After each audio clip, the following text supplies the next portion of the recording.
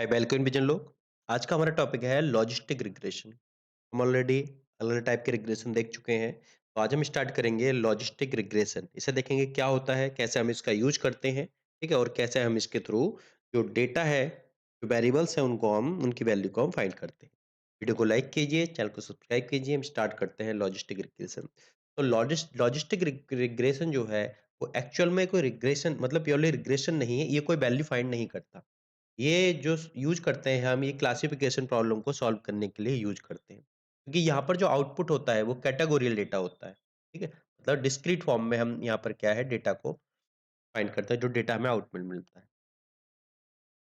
ये मॉडल हमारा जो कैटेगोरियल डेटा है उसको प्रिडिक्ट करने के काम में आता है, ठीक है? अब इसमें जो हमारे जितने हमारे क्लास बनेंगे, अलग-अलग क्लास के अकॉर्डिंग ये डेटा को फाइंड कर, जैसे 2 में से एक बेस्ट को चूज़ करना है, तो उसके अकॉर्डिंग हमें फाइंड करना होगा, ठीक है?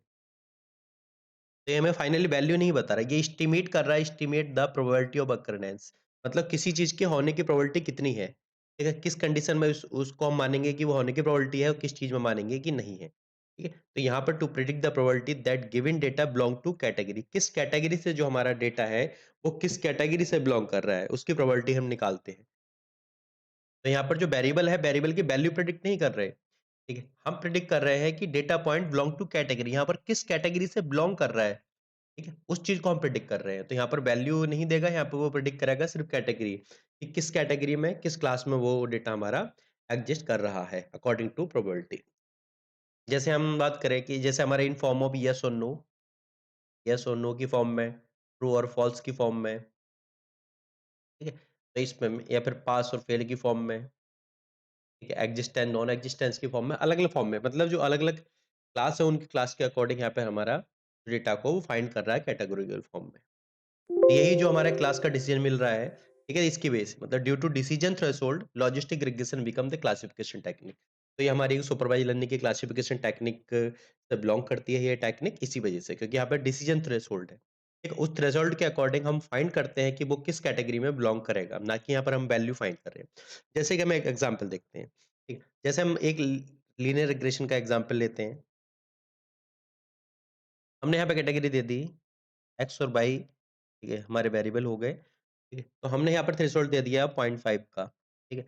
अगर 0.5 की वैल्यू से ऊपर है, तो हमारा अलग कैटेगरी में आएगा, या उससे नीचे है, तो हमारा अलग कैटेगरी में आएगा। यहाँ पर हमारे ये आ गया 0 और 1, ठीक है? अगर कोई चीज़ एक्जिस्ट करती है, 0 होगी, अदरवाइज़ 1 होगी, या फिर येस नो की फॉर्म में हम बात कर सकते हैं। जैसे हमारे पास डेटा आ गया, ठीक है, एक्स और वाई, ठीक है? इसमें हम डेटा पुट करेंगे, जैसे ट्रैफिक सिचुएशन, द टाइम के अकॉर्डिंग। जैसे हमने देखा 6 ओ क्लॉक पे, मॉर्निंग 6 ओ क्लॉक पे हमारा ट्रैफिक मतलब ट्रैफिक जाम है या नहीं है? तो नो। अब हमने देखा कि 8 ओ क्लॉक पे ट्रैफिक जाम है या नहीं है? तो बोले यस, ठीक है। 10 पर यस, ठीक है। इस टाइप से हम जाएँगे 12 बजे, यस। इसके बाद में फिर हम जाएँगे, अलग-अलग टाइम में हमने मान लिया कि ट्रैफिक जाम है या नहीं है। ये किसी भी टाइम मान सकते हैं। ठीक, जैसे हमने पहले देखा तो हमारे पास ट्रैफिक जाम है, नहीं है, तो हमारे पास यहाँ पर आ गया डेटा पॉइंट। अगले टाइम में देखा नहीं है, अगले टाइम में देखा ट्रैफिक जॉइन नहीं है, फिर अगले पॉइंट में देखा ट्रैफिक जाम है। उसके बाद में देखा फिर ट्रैफिक जाम है, उसके बाद में देखा फिर ट्रैफिक जाम है, उसके बाद में देखा हमने फिर ट्रैफिक जाम है। रात होने के बाद में हमने देखा रात को 9 बजे के बाद में हमने ट्रैफिक जाम नहीं है, अब भी ट्रैफिक जाम नहीं है। तो यहाँ पर जो अलग-अलग डेटा पॉइंट हमारे दिखाई दिए, मैं इसे साफ कर दूँ ऊपर। तो ये जो हमारे अलग-अलग डेटा पॉइंट आए, अब इन डेटा पॉइंट के थ्रू अगर हम कोई लीनियर मॉडल ड्रॉ करने की कोशिश, मान लो हमने ये लीनियर मॉडल ड्रॉ कर लिया। तो जब लीनियर मॉडल ड्रॉ करेंगे तो यहाँ पर क्या है? यहाँ पर एरर मतलब एरर जो है इंक्रीज़ होती जा रही है। तो इस डेटा पॉइंट्स, इस जो हमने जो बेस्ट फिट लाइन ड्रॉ करी, इससे हमारा लगभग कोई भी डेटा पॉइंट पास नहीं हो रहा। तो सारे डेटा पॉइंट इससे अलग ही हैं, तो इस वजह से हमें समझ में आ गया, हमारे जितने भी डेटा पॉइंट हैं, तो मैक्सिमम डेटा पॉइंट क्या है? आउटलायर्स हैं। तो आउटलायर्स होने की वजह से जो हमारा है बेस्ट फिट लाइन, ठीक है? बेस्ट फिट लाइन हमारे यहाँ पर फिक्स नहीं होगी, ठीक है? फिक्स नहीं होगी, इस वजह से हम लीनियर रिग्रेशन टेक्निक में बेस्ट फिट लाइन कैलकुलेट नहीं कर सकते। जो उस मेथड की यूज़ करते थे, उस मेथड के थ्रू हम बेस्ट फिट लाइन, यहाँ पर एक एग्ज़ैक्टली बेस्ट फिट लाइन क्या होगी, वो हम कैलकुलेट नहीं कर सकते, ठीक है? तो वो कैलकुलेट नहीं कर सकते, इस वजह से हमें जो कैलकुलेट करने के लिए एक फंक्शन यूज़ होता है, तो उस फंक्शन का नाम है सिग्मॉइड फंक्शन,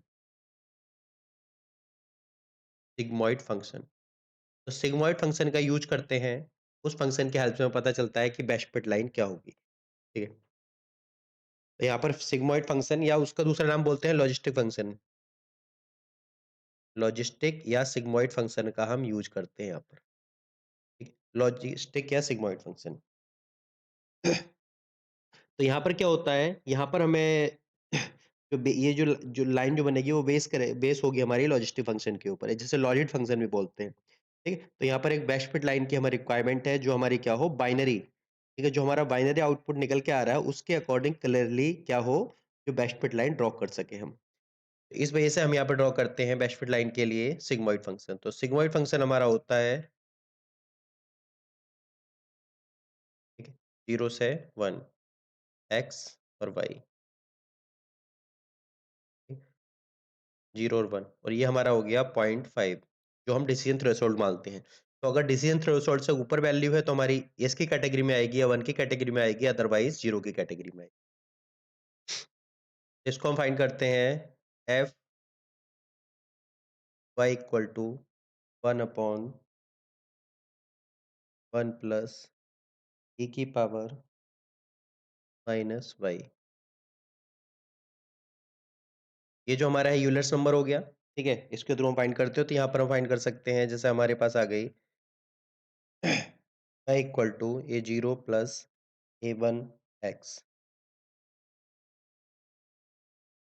तो इस लाइन के थ्रू हम क्या करेंगे, जो हमारे पास इनपुट होगा, इनपुट को 0 या 1 की फॉर्म में हम क्या करेंगे, कन्वर्ट करेंगे, और उससे कन्वर्ट करके हम देखेंगे कि हमारी वैल्यू कहाँ पे लाई कर रही है। तो अगर हमारी वैल्यू एफ वाई, ठीक है, अगर 0.5 तो हमारा क्या होगा, 1 होगा।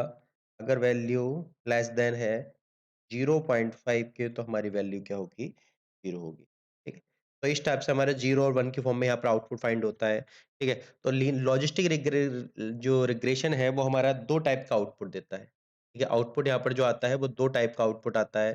पहला हमारा आता है बाइनरी क्लासिफिकेशन,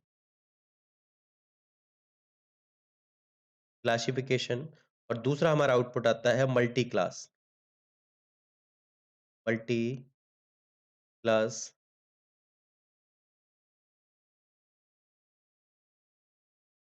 क्लासिफिकेशन। ये 2 टाइप का यहाँ पर आउटपुट हम फाइंड करते हैं। या तो बाइनरी होगा या क्या होगा, मल्टी क्लास क्लासिफिकेशन होगा। अब इसको एक एग्जांपल के थ्रू देखते हैं हम। जैसे एग्जांपल देखते हैं, जैसे हमने देख लिया एक्स हमारा क्या है, परसेंटेज, मतलब एग्जाम में टोटल परसेंटेज कितने आए और हमारा स्टेटस क्या है, पास है या फेल है, इसको हम देखेंगे। जैसे हम देखें कि 10% नंबर है हमारे, 10% नंबर है तो क्या होगा, स्टेटस फेल होगा। 20% नंबर है तो स्टेटस फेल होगा। 30% नंबर है तो स्टेटस फेल होगा। 35% नंबर है तब हमारा स्टेटस पास होगा, और 35 से ऊपर 40 जितना भी जाएगा हमारा पास होगा। 60 पे हमारा पास है, 70 हमारा पास है। तो जितना हम आगे जाते जाएँगे क्या होगा, हमारा पास होता जाएगा। ठीक? तो इसको हम डिनोट करेंगे, तो जैसे 10 पे हमने देखा, 10 पे हमारा क्या है, पास है। वो फेल है, 20 पे भी हमारा फेल है, 30 पे फेल है, 35 पे क्या हो गया, जस्ट पास हो गया, उसके बाद में हमारा पास, पास, पास। तो अगर इसको ड्रॉ करें हम, तो ये इस टाइप से हमारा ड्रॉ होगा। हमारा ये हो गया थ्रेशोल्ड, थ्रेशोल्ड, और ये हमारा हो गया 1 और ये 0। तो अब क्या करेंगे, हमारी जो इक्वेशन है, ठीक है? हमने इक्वेशन मान लिया है y equal to a 0 plus a 1 x, ठीक है? तो इसको हम निकालना है तो हम फाइंड करेंगे y equal to 1 upon 1 plus a की पावर एफ वाई, क्या होगा, माइनस वाई। इसको हम पुट करेंगे और वैल्यू को फाइंड कर लेंगे। तो इस टाइप से हम सॉल्व करते हैं लॉजिस्टिक रिग्रेशन को। वीडियो को लाइक कीजिए, चैनल को सब्सक्राइब कीजिए। Thank you everyone.